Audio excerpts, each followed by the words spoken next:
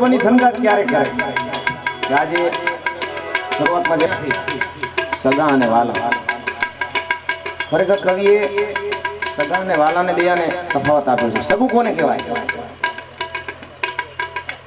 દીકરાની જાન જોડાતી હોય, મોટા બાપુ રિહાય, હું નહીં એ હગા.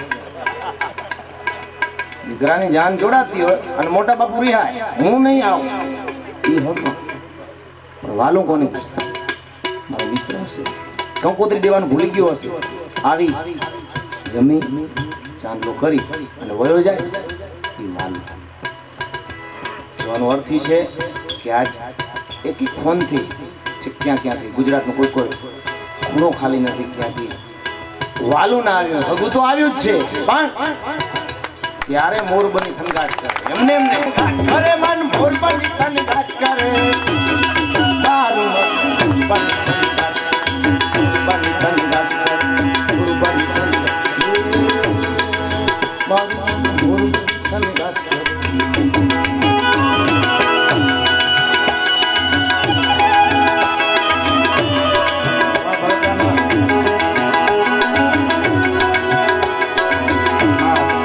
સાહિત્યમાં એવા સિરિયસ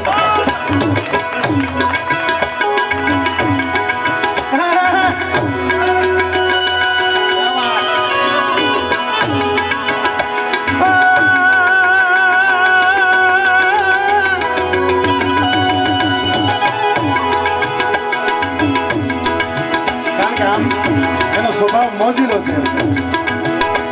હું એને કાયમ મોજીલો ભરત જામ ગાઉં છું, પણ સાહિત્યમાં સિરિયસ થઈ જાય.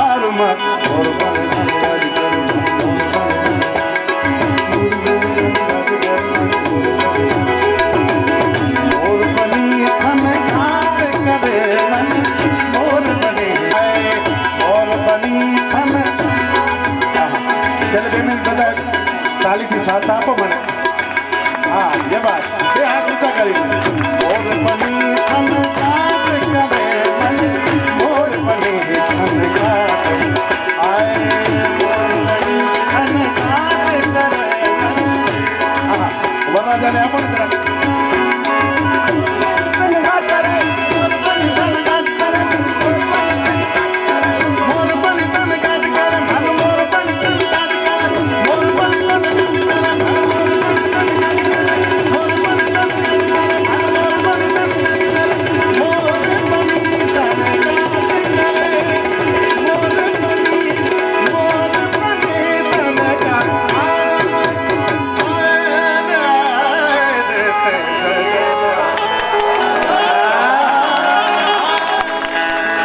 જીઓ ઉસ્માનભાઈ જીઓ.